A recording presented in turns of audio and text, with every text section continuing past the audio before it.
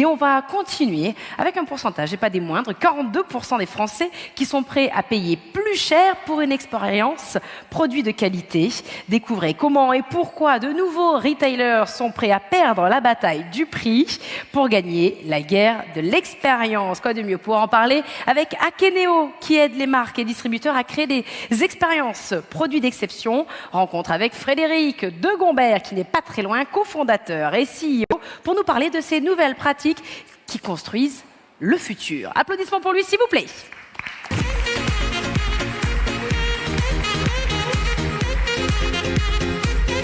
Les manettes sont entre très beaux mains. Bonjour à tous, je suis très content d'être avec vous ce matin. On a une dizaine de minutes pour parler de deux choses qui me tiennent à cœur, l'apocalypse et les canapés, ce qui, je pense, résume bien les 18 derniers mois qu'on a passés tous ensemble.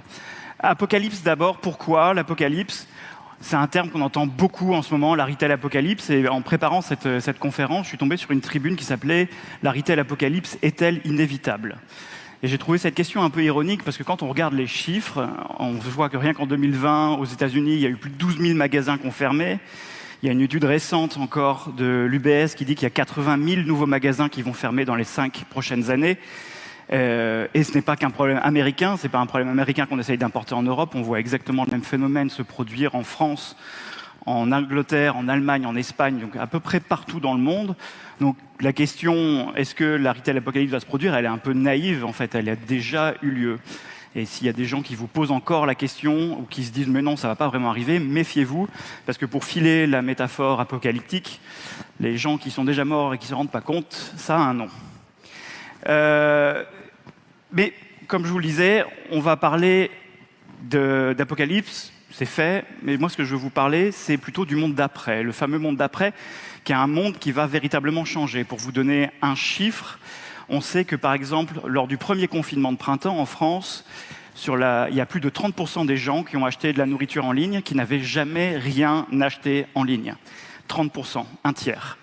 Et ce n'était pas un phénomène temporaire, puisqu'on sait que plus de 70% de ces consommateurs-là ont continué à faire des achats en ligne à l'issue du confinement.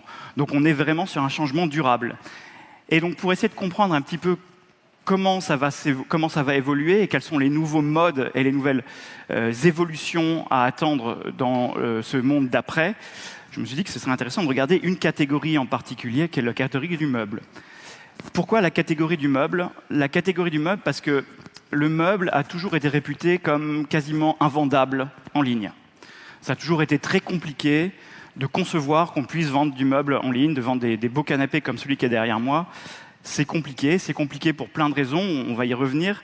Mais il faut savoir que début 2020, la vente en ligne de meubles, ça représentait que 10% des ventes totales. Et quand on pense meubles, généralement, on pense rapidement au géant du milieu qui est Ikea.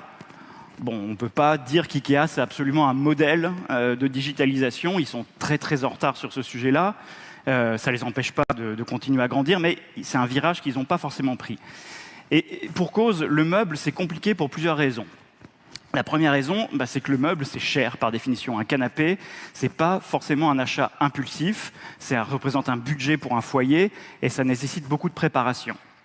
La deuxième raison pour laquelle c'est compliqué de vendre du meuble, et spécialement en ligne, c'est que ce sont des produits qui sont volumineux.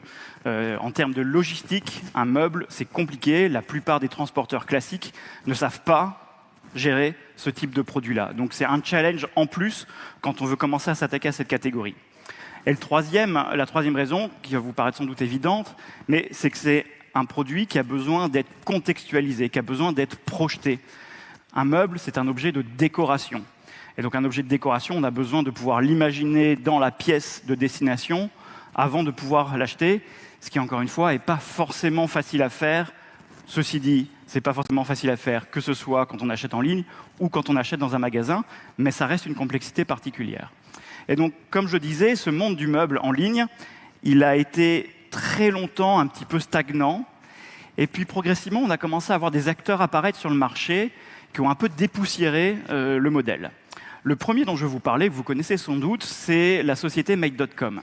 Made.com, société anglaise, fondée par des Français en 2010, et qui a apporté un premier coup de vent frais sur cette catégorie, avec un élément particulier, c'est que même si le métier fondamental de Made, c'est bien de faire de la distribution de meubles, Made s'est construit comme une marque.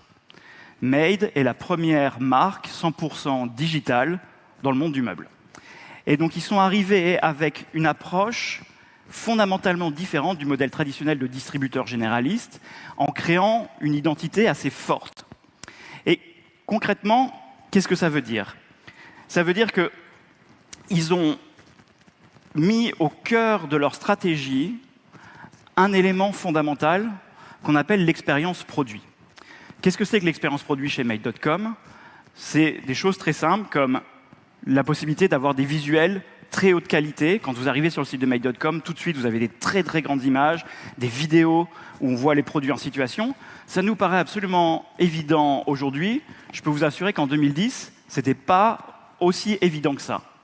Premier élément. Deuxième élément, Made raconte des histoires à propos de leurs produits. Ils ont toujours mis en avant leurs designers. Ils ont repris justement un petit peu les recettes d'IKEA sur ce sujet-là pour pouvoir créer cette histoire d'un produit. Je n'achète pas un meuble parmi d'autres, j'achète un meuble Made. Et le troisième point, c'est qu'ils n'ont très vite refusé la bataille des prix, qui est le thème de notre conférence aujourd'hui. Très vite, Made, ils ont dit on va se positionner sur du premium accessible, mais du premium quand même. Et donc toute l'expérience, toute l'énergie qu'on va mettre dans la création de notre expérience client et notre expérience produit, elle va servir ce côté positionnement premium. Concrètement, qu'est-ce que ça veut dire? Ça veut dire que Made.com, quand ils ont créé cette première marque digitale, ils ont mis de côté deux éléments clairs. La bataille du prix, pas maintenant, et la question de la logistique, on y reviendra plus tard. Encore aujourd'hui, quand vous achetez, je ne sais pas si vous avez déjà acheté un canapé sur Made, mais ça peut prendre plusieurs semaines, voire parfois plusieurs mois pour arriver chez vous.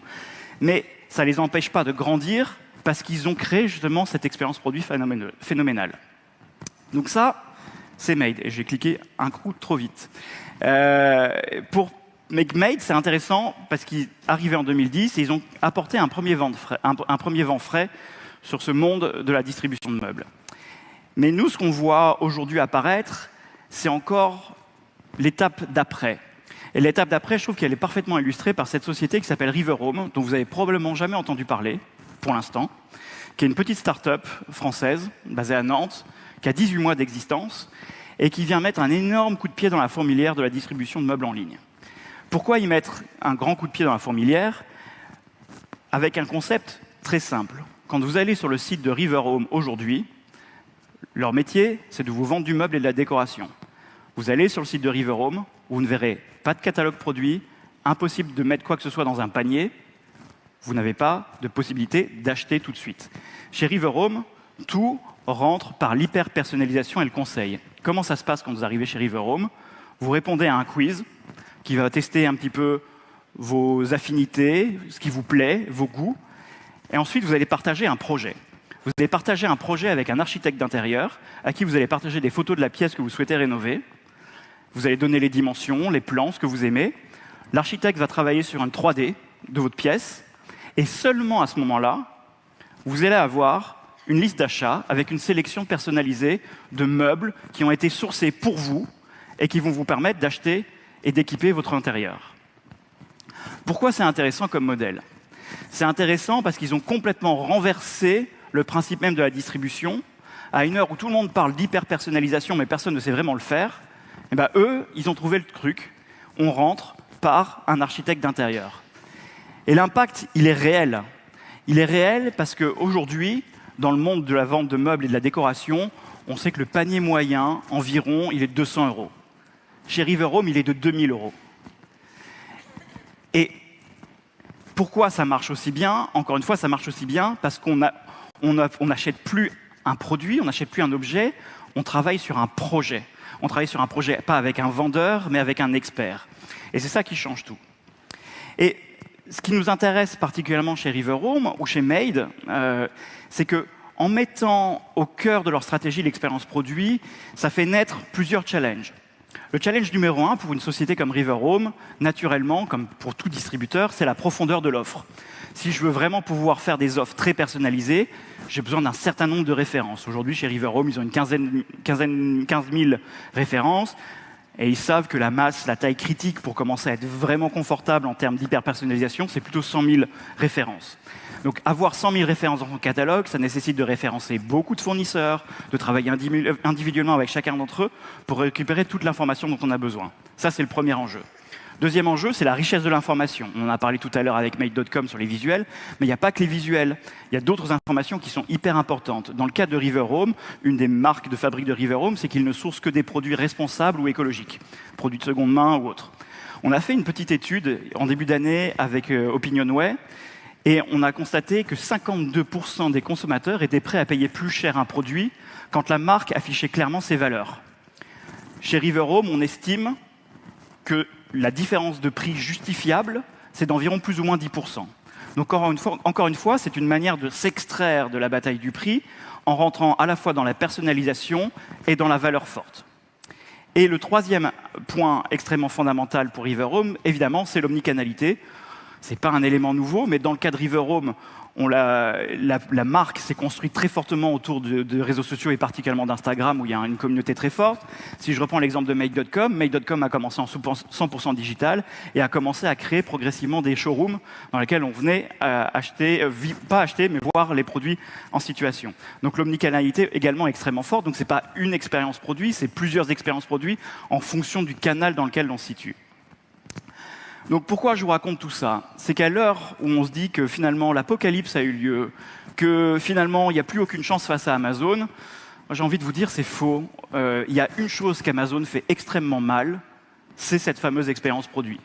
Je pense qu'on a tous eu au moins une fois dans notre vie une expérience un peu compliquée avec Amazon, où on a retrouvé un produit qu'on n'avait pas du tout commandé, en tout cas ça ne ressemblait pas du tout à ce qu'il y avait sur la photo.